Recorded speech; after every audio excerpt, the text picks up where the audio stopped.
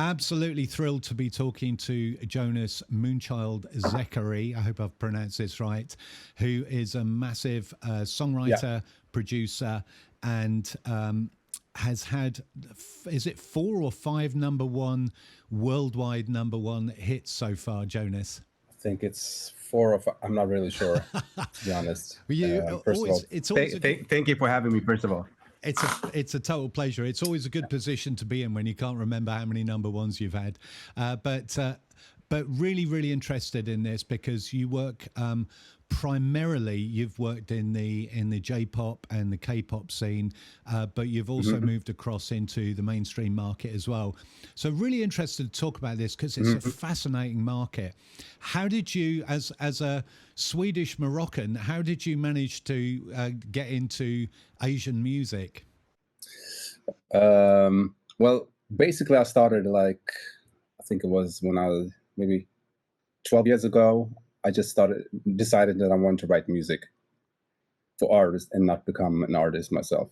And I was doing it here in Gothenburg, where I live today, and met a lot of producers who were doing songs and got signed and everything, but everybody had to leave Gothenburg. So I had a mentor here, a business mentor, not a musical mentor, but a business mentor who basically told me I had to move to Stockholm, and that's what I did. And moved there, didn't know anybody. I just knew that I knew that I believed in myself, that I had something to offer. So that's how it started. And when you come to Stockholm, which is, you know how it is in Sweden, we have very, very talented music people in Sweden. I realized that everybody was doing K-pop and J-pop as well because of the sizes of the markets, and they still offer sales in records as well. So it was, I just was introduced to it and fell in love with it as well. It is a really interesting market, isn't it? Because it is one of those markets where people aren't complaining about streaming because there's still such a massive amount of physical sales, and they have super fans over there as well, don't they? You know, so people will not only buy the CD single, they'll buy the CD album, the DVD of the live performance, the T-shirt, absolutely the box set, the whole shebang. They'll spend hundreds of dollars on this stuff over there, won't they? Yeah. They have amazing fans over there. I even remember once when I was in Japan to see this big artist in Japan that I've written. Me and my colleagues were there, and we probably written more than half of the album during that time. And we were at the concert, and I filmed a little bit. And when you're at the concert in Japan, most of the times you're not allowed to film because they're gonna release a live DVD as well. And I just put it on like Instagram or something, just like maybe 10 seconds or something, and I got a lot of people were complaining, like the fans, like, you can put that up there, you need to take it down, blah, blah, blah. It was pretty funny. And they're so dedicated, and that's what I love about Japan. Not only the artists, I mean, as a society, they're very dedicated to what they do, and it's very, very special. Yeah. And I've had stuff away in Japan and Korea, and I don't know how much of this is true, but I've heard that some of the big labels in Korea, it's almost like a machine for these artists, the groups that they're putting together, that they sort of. I heard now. Tell me if you've heard the same thing, but I've heard that they look into their DNA to make sure that they're going to like age well and stay beautiful, you know, because they pick such beautiful kids. Have you heard it? Is that complete nonsense? I have no idea. No, I haven't heard it. I think it's nonsense, to be honest, because it's not only about the looks over there. They're super talented as well. So it has to be a combination. But what I do know is that sometimes they send like artists in a really young age, maybe to the States, so they can learn how to sing and get the R&B vibe to it. So they know how to sing, how to dance, how to perform, and that's why when they come back, they're being trained for years before they actually have a breakthrough, and that's why they are so good. Yeah. and they're really Yeah, slick it's as amazing. well. And the whole mechanism of releasing music, the making of the videos, it's really slick and really professional, isn't it? Yeah, it is. It is. I mean, it's like they thought about everything. And I actually think a lot of things that West should actually learn from what they've done, because how they actually preserved so many things from what it used to be, but also brought in everything, all the new technology and everything as well. So they actually have, I think, the best of both worlds. What do you think it takes to write for let's say the K-pop market? Is there a different way that you would approach writing for that market that you would either the J-pop, the Japanese market, or the mainstream market? Are there nuances to it? I would say, since I mostly write for Japan, let's say if they differ a bit. So if you take it from left to right, I think, let's say the mainstream market, then you have the Korean market, which has slightly, I would say it's more like writing almost like 2 songs or 3 songs sometimes, but to be able to write it as one song. So it's like they have different kind. Maybe you have like an R&B verse, you have an EDM pre-chorus, and then you have like a hip hop 808s on the chorus, for instance. And so that differs from the West. But I think the melodies are a bit closer to the West still than the Japanese, where the Japanese market, they really, really like that, the changes as well, but they really like the melodies. They listen a lot to the melodies. So you need to be going up and down because they really want something to be interesting all the time. So I think for me as a songwriter, and I think for most singers as well, I think Japanese music can be really fun because it actually gives you the opportunity to sometimes show off, because everything you can do with the melodies, it's more about the melodies than the production in J-pop, I think, and then where the production is much, much, much more important when it comes to K-pop. When you pitch for these markets, how important is it that the track is pretty much what it's going to be on the final record, or can you pitch something that they will then reproduce completely differently? How close do you have to get to it to being perfect? I would say almost 100%. Everything needs to be spot on. I mean, even when you do for instance, when it comes even to the vocals, even the ad lib sometimes is what the singer is going to sing. So everything has to be in order. So you can't just. I feel sometimes when you do to the West, sometimes you can do a okay production and they would understand what it's going to be when it's done. But when it comes to Asian market, it needs to be totally done. Everything needs to be spot on, and it has to be really, really thoughtful. You have to think about every detail, basically, from the production and when it comes to vocal production as well. Yeah. And well, let's talk about that, because you are what we call in the business a top liner. And for anybody that's listening to this that is not familiar with that phrase, a top liner is somebody that comes up with the lyric and the melody more so than the track. So that's their gig, is to come up with great lyrics, great melodies. What's your process for writing then, Jonas? I'm gonna be really, really honest. I just do when I get for instance, a track from a producer that I feel is really nice, and I tell them that I want to do something on it. I usually just do like 1 or 2 takes. My first 1 or 2 takes are usually the song, and I just find whatever fits, because I learned from the beginning that when I was new in the business, most of my colleagues and publishers and everything used to always say, like, you should only do 2 takes because you're already done with the song. And now, when I've been doing it for almost 10 years now, so I just know that's what I'm supposed to do. So I do 1 or 2 takes, just mumbling something that sounds like English, and then I just take whatever parts that I want to keep for the song, and then I just write the lyrics and record it. That's basically what I do. But what I really, when it comes to writing lyrics, I'm pretty. No, I would say I'm really picky, because I write usually the lyrics from I start at the end and then the last word, and then I start with the first word. I actually write backwards when it comes to writing the lyrics. because for me it's important that every vocal, every vowel of on the vocals needs to be the same. So I have to find a word that matches the vowel and the story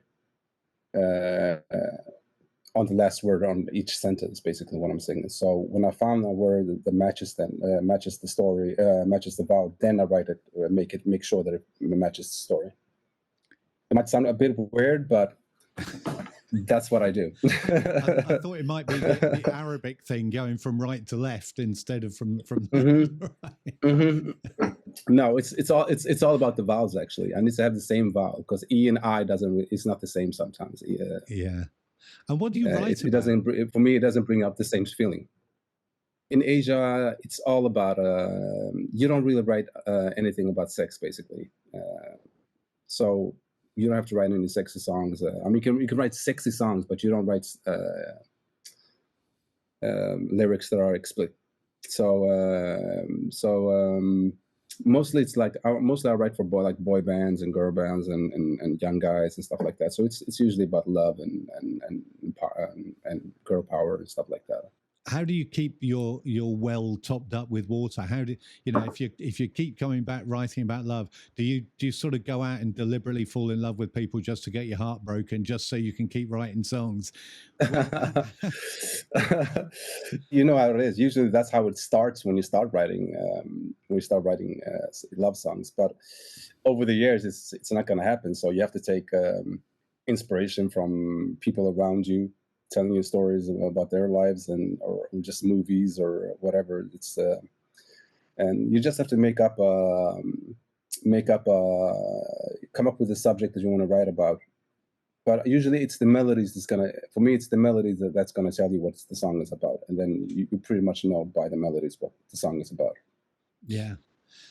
I know from experience how important great hooks are in the Asian market. Mm-hmm. Well, I think in songwriting full stop personally, but in, you know, they're often looking for very, very simple hooks in the chorus particularly. What's your approach to writing hooks? What do you think makes a great hook? For me, it's about writing something that's memorable, of course. But for me, it's taking maybe something that might feel childish, but still bring it some soul in it, basically. So I mean, a lot of people write childish melodies and think that's it, but you have to bring some soul into it to make it actually stick. Okay, so some heart into something catchy is basically what you need to do, and don't be afraid to make it simple, because it's about making people remember it and you're not writing a song to yourselves. You're writing a song for everybody, and that's what you need to think about as well. I love that, the idea of simplicity, particularly when English is not the first language. You know, you can't suddenly go in with loads of Shakespeare and expect people to understand it. You know, exactly. A really simple message is important, isn't it? Yeah, totally. And I think a lot of people, a lot of young writers are a bit scared to write something like that, because sometimes it feels a bit too simple. But I mean, during the years when you write, you understand the recipe, how to do it, basically, I think. Did you always know that you were going to be a musician? Was this something that was with you from an early age? Did you hear a record when you were a kid and go, I want to do that? I mean, I used to sing a lot when I was younger, but and I grew up in a family that listens to a lot of music. Got introduced to R&B at a really early age, when R&B wasn't that big in Sweden, but I got introduced by my sister, actually. And I grew up during the 90s, so R&B was pop basically everywhere. So that's what I grew up with. And I started singing in a band, which I thought was a R&B band. When I'm older now, I understand we were actually in a boy band. and then I didn't do any music. We tried and it didn't work out, and I didn't do music for 10 years basically, because music broke my heart basically. And I started it again when I was older. Wow. What brought you back into it? It was just random. Basically, I was studying in the States, business in the States. I was living in Los Angeles, and I came back. I just decided to come back 6 months just to work for 6 months because we're not allowed to work on a student visa over there. And so I was like, okay, I'm going to go back to Sweden, work for 6 months, and then buy a motorcycle. And during that time, I met people who were doing producers and stuff who knew that I came back and were like, let's do some fun in the studio. And I was like, okay, I haven't done this for a very, very, very long time. Let's just have fun with it. And then I was stuck. I never went back to the States and never finished my school. I just realized that this is what I'm supposed to do. How did you get your first break, your first, let's say your first good cut with a major artist? How did that come about? Like I told you in the beginning, that I moved to Stockholm, and I gave myself 3 years. And the last year I was like, I'm gonna be happy. If I don't make it, then I'm gonna be happy because at least I really, really tried. And I did, and during, like, I think it was in November, I did a song during a camp in Stockholm, a music camp, and I met this publisher from Japan. Did a song with him and his producer, and I think in January in December he told me it was a cut. In January it was released in Japan and it went #1, and I think the album went #1 in the world as well. So my first big cut, was actually on the #1 album of the world, actually. So I was really lucky. But it's not luck. I mean, I've been working for many, many years. It wasn't like, so, but it seems like luck, but it wasn't. I've been working 10 years before, so yeah, people forget that. Who was that with? That was with JSO Brothers. It was called Eeny, Miny, Mo. Yeah. How did that feel for you? Your first cut, not only being a big hit in Asia, but suddenly being on a #1 world album. What did that feel like for you? It was pretty empty.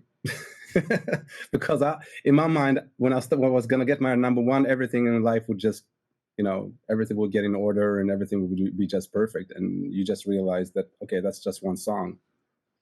You have to go on to the next one, and that's how it is. And I think before you actually reach that goal, you think everything is in your life is basically dependent on that success.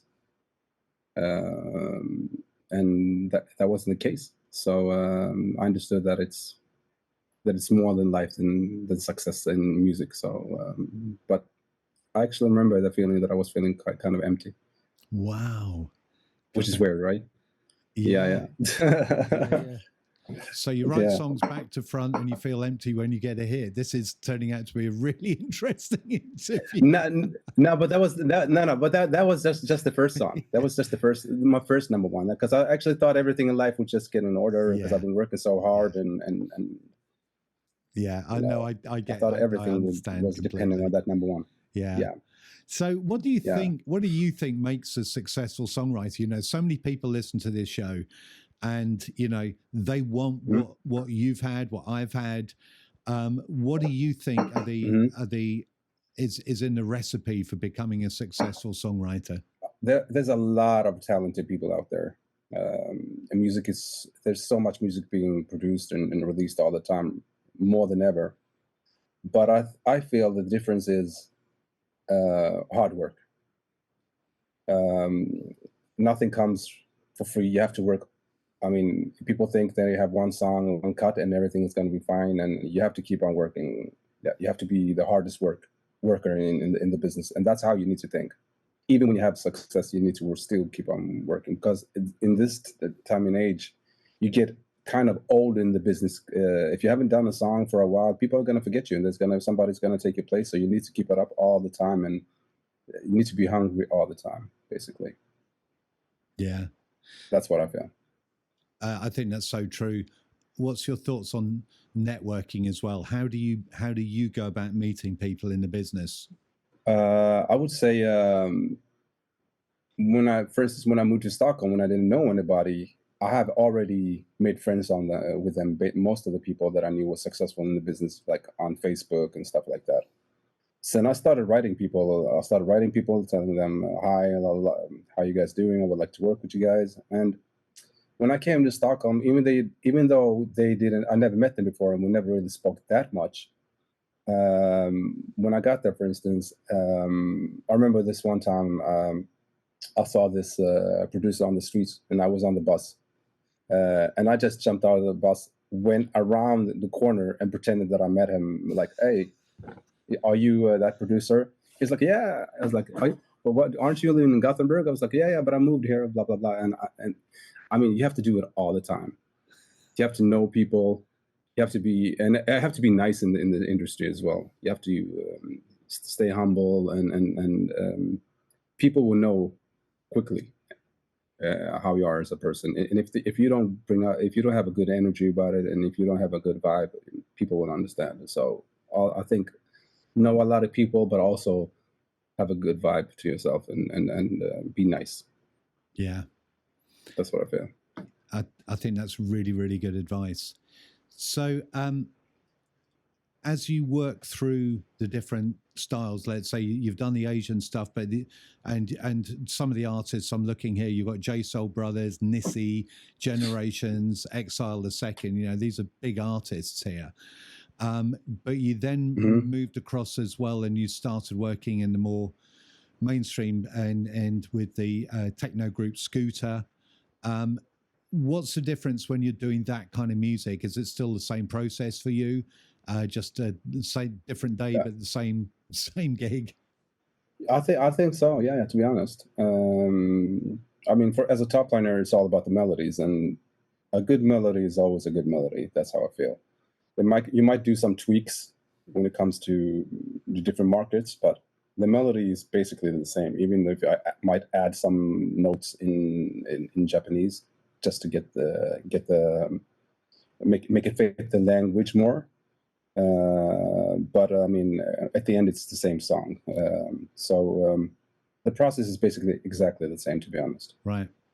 And let's talk about melody writing then, because you know, I know that melody is the first thing that the brain can actually process. It can process melody far quicker than it can lyrics. It doesn't need a whole sentence, you know.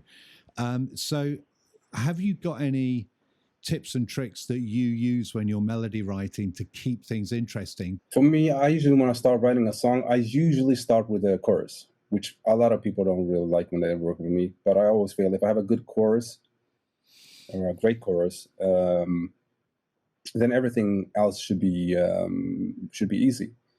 And I feel like a lot of people start up the songs and they have really, I mean, great melodies on the verse and great melodies on the pre-chorus, and then the song dies because it's hard sometimes to top it because they've done such a good job on the verse and the chorus. So usually I start with the chorus first, and then I try to make it as simple as possible all the way to the chorus, basically, because that's the most important part of the song.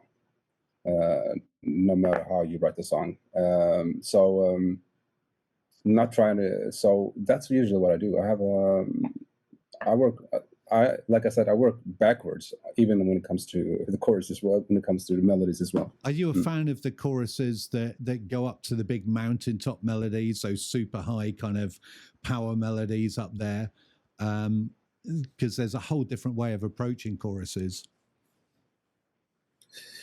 I think it depends on the song, and if you want to do something high, then then maybe you shouldn't go really high on the pre-chorus, for instance. But if you go really high in the pre-chorus, maybe you should go down. That's how I think. So it has to be the dynamics need to be right. Yeah.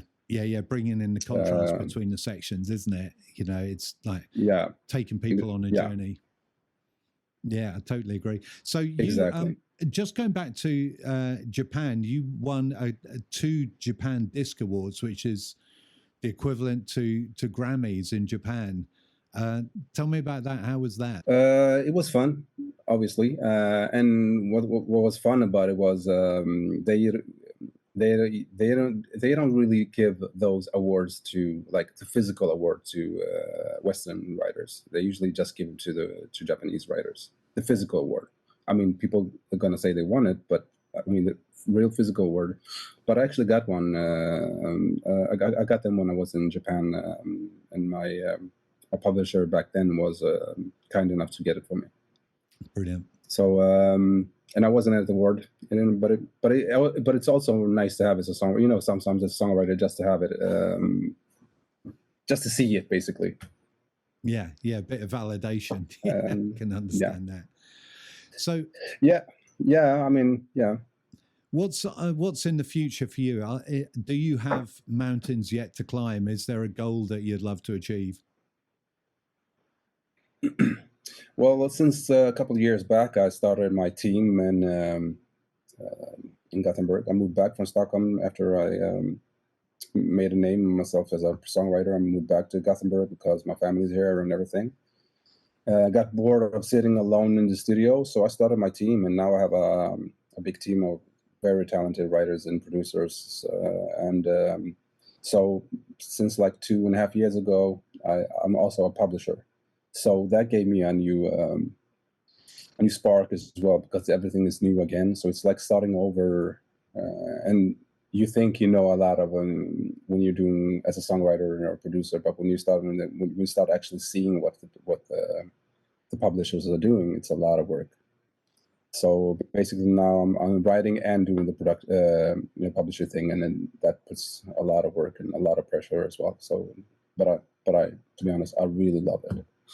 Yeah, how do you balance between the creative side and the business side? I know a lot of songwriters that love doing the music but hate doing the business. How do you manage those things? For my company, Moonbase Music, I have my brother. I brought in my brother because I've read a lot of business books as well. And what I know is you need to be honest and to yourself and know what you're good at. So if you're not good at one thing, it's better to bring in somebody than to just try to do everything, because everything is going to fail. And my brother is the opposite. He works with economy and works for the government. So he's really correct in a way. So he makes sure that everything, when it comes to admin and the emails and schedules and everything, he's the one who makes sure that everything is in order, and the economy and everything. And he just lets me know, okay, this is taken care of, and I'll take care of the creative part. And I think that's a good way to go. Yeah, that's great. It's the Richard Branson approach. Surround yourself with people that are really good at what they do. Yeah. Yeah. Have you got like a goal of an artist that you would just be knocked out if they recorded your song? Have you got the dream artist to record your song? Not anymore. It was always Michael Jackson, and and ever since, I don't really feel like I don't really see it that way. I just want the song to be successful, basically, and it doesn't really matter if it's a new artist or a famous artist. And I'm thinking more about the song than the artist, and it's more important that I sometimes feel like it's delivered in a good way, and usually it is. So not really. I haven't really thought about that.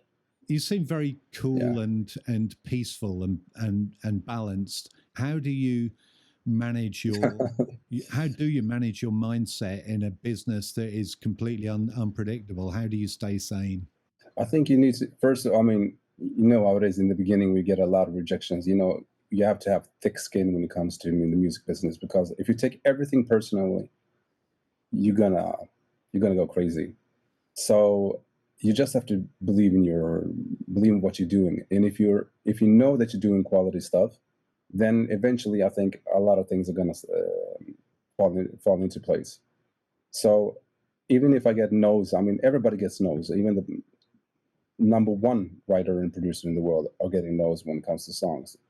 But if they just know the song is good, and eventually it will find a place. So I'm not really worried about getting cuts or making music. Just keep on doing what I'm doing. I know that I'm good at, and usually it just turns out well. Yeah, that's good.